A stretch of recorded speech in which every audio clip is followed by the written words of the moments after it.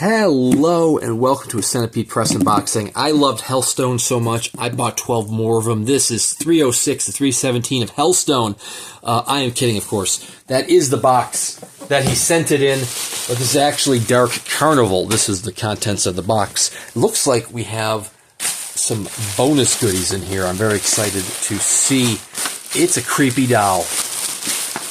Oh, we got multiple bonus goodies. So, Jared will reuse boxes as he sees fit. I'm all for reduce, reuse, recycle. Sometimes he throws in extra little stuff for packing filler. So today we have the dust jacket for Charles L. Grant's Masters of the Weird Tale, Volume 2. That is creepy. We also have Cold Moon Over Babylon. Oh, we got 3. Michael McDowell. Ben Baldwin's artwork. We also have I Reign in Hell, Quentin S. Crisp selected works. I've actually done unboxings for 2 of those 3 on the channel. It's not the Masters of the Weird Tale, but it is the other ones. Anyways, the book itself is right here. This is Dark Carnival, The Secret World of Todd Browning by David J. Skal and Elias Savada. This is number 68. This was actually published way back in January. Well, I say it was published. The novel was published back in the 90s. This edition was published back in January. This is, I think, the first Centipede title of the year. But, well, funds were a little tight, and it's nonfiction, which, I mean, I do read some nonfiction. Let's zoom in a little bit. This is massively zoomed out. I know it's a big book, but damn, son.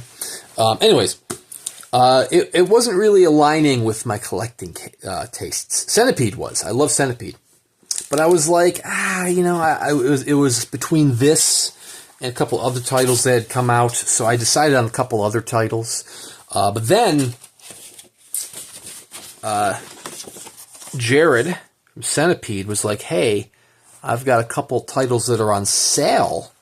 And one of the titles was this, and Jared is amazing and actually kept my number 68, to match. So, Jared, hats off to you, my man. This is a dust jacket montage by David Ho.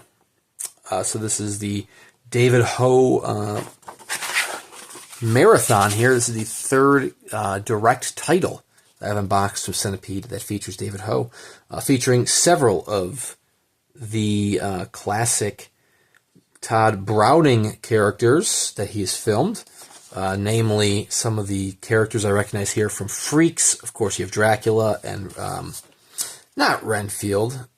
No, it was Renfield. Yeah, Renfield from Dracula.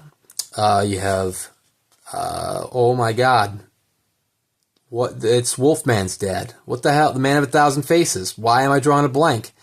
It's the senior, but he's not actually a senior. It's just his name. Oh my God. Why am I... It's London After Midnight.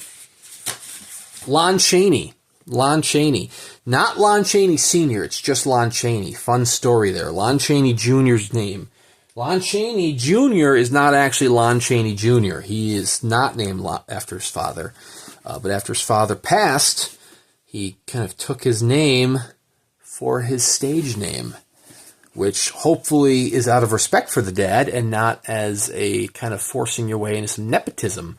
But anyways, Man of 1,000 Faces. So, I mean, this actually is one that is probably right up my alley, the more I think about it, because I am a big movie guy. I love movies. I have so many stupid, useless facts about movies. And I haven't seen nearly enough of Todd Browning's works, but I've seen Freaks, I've seen Dracula, of course. I mean, I have read novels before on Hollywood and films. I particularly, one that sticks with me especially was one about the new Hollywood directors. Think like your Spielberg, Coppola, George Lucas. I think it was called Easy Riders, Raging Bulls. It's dedicated to George C. Pratt and Robert Bloch. Wow. Is that true? Who couldn't wait to read it? So block passed before this novel was published. That is, and it was David J. Skal who did that, which is even more like heartbreaking. David J. Skal actually passed away. I believe it was New Year's Day of this year. He passed before getting to experience this small press edition of his novel. I mean, is it his co-novel? How do you say that? I mean, I guess it's his novel, even though he's a co-author. It's both of their novels, but still. Yeah, he was in a car accident at the end. That's Lon Chaney again there. He was in a car accident at the end of last year, and his partner who was in the car with him, I believe, died immediately. Skal survived a few days in critical condition and ultimately ended up passing. And like I said, I believe it was on the very first day of the year. I believe it was property of Todd Browning, that blackface. I believe it was New Year's Day. Not a great way to ring in the new year. So he did not get a chance to experience this fine press edition. Small press edition, not technically a fine press edition. Not that Centipede Press is not a fine press. They are very much a fine press in terms of they do some very fine productions. But if we're being, there's Lon Chaney, lots of Lon Chaney here. But if we are being literal, technically Centipede Press is just a small press and not a fine press in terms of what defines a fine press. Fine press is usually, they've done fine press editions. I would say Dune is a fine press edition. It was the novella by Ted Klein from Dark Gods that was letterpress printed. That is a fine press edition. But this is technically not a fine press edition. This is small press, and it is a very nice high quality small press, but not fine press. Basically, it's not like artisanally made. It's not letterpress printed. It's not really. I mean, I don't think it's hand bound. I mean, it's nice cloth bound, but it's not necessarily hand bound. When you get fine press, the price is going to skyrocket. Think your Conversation Tree, your Suntups, your numbered edition for Suntup. See, artist edition for Suntup is not fine press. Numbered edition, fine press. See, that's what I mean. It's really all.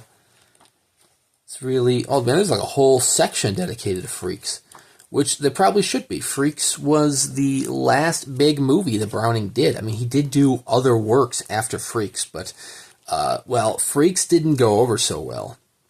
Man, Todd Browning looks like Stellan Skarsgård, doesn't he? Yeah, he does. This is nice, though. It's color printing throughout.